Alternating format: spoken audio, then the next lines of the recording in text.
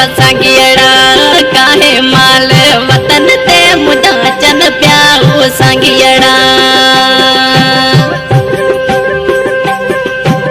सिका प्यो आऊं पिरन ले मुझा चन प्या पर देसीना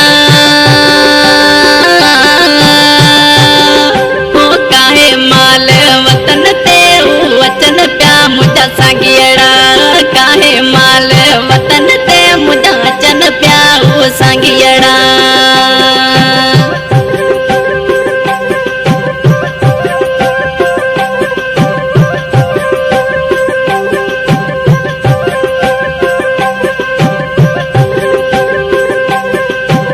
मोला त्योवारा जी प्या वसन मियड़ा वतन ते हो काहे माल वतन प्याऊ मोही जा सांगियड़ा काहे माल वतन ते मुझा चन प्या परदेसीड़ा मोला त्योवारा जी प्या वसन मियड़ा वतन ते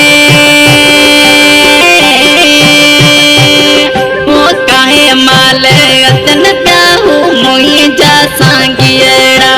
काहे माल वतन ते मुझा चन प्या परदेसीड़ा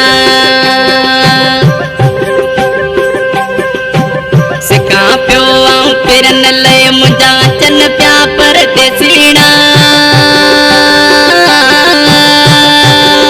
हो काहे माल वतन ते वचन प्या मुझा सांगियड़ा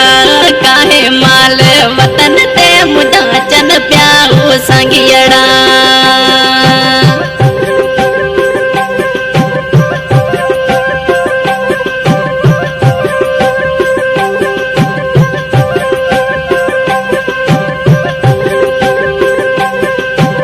उतर खा चढ़े ककरन जो कतारू रिम जिम प्या वसन मियड़ा सरा त्या डोथियड़ा काहे माल वतन ते मुझा चन प्या सांगियड़ा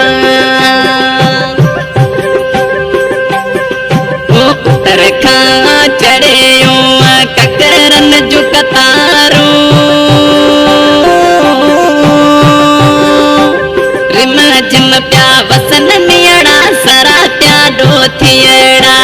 काहे माल वतन ते मुझा चन प्या सांगियड़ा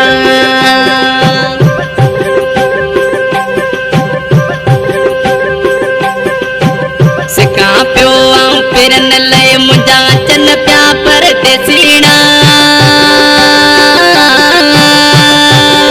हो काहे माल वतन ते वचन प्या मुझा सांगियड़ा काहे माल वतन ते मुझा चन प्याऊ सांगियड़ा। New song Pakistani singer Yakub Umrani selection master मुझो शहजादो शायर फजल समय जो तावन में नसीर अली नोहड़ी नहिन कलाम जो शायर है गोठ डाभो जुने जा खां ममताज मोलाई जुने जो नहिन कलाम जे लाए फरमाइश है गोठ डाभो खां सदाम हुसैन जुने जो गोठ बखू खान नाहिद अली जुने जो जादम जुने जो रियाज जुने जो शायर नजीर अहमद जुने जो गोठ आसार खां पदम सिंह सोडो रिकॉर्डिंग शर्मा स्टूडियो जेला ममताज मोलाई चवे जुड़े झोला काहे माल वतन ते अचन प्या सांगियड़ा काहे माल मुल्क ते वचन प्या सांगियड़ा ममताज मोलाई चवे जुड़े झोला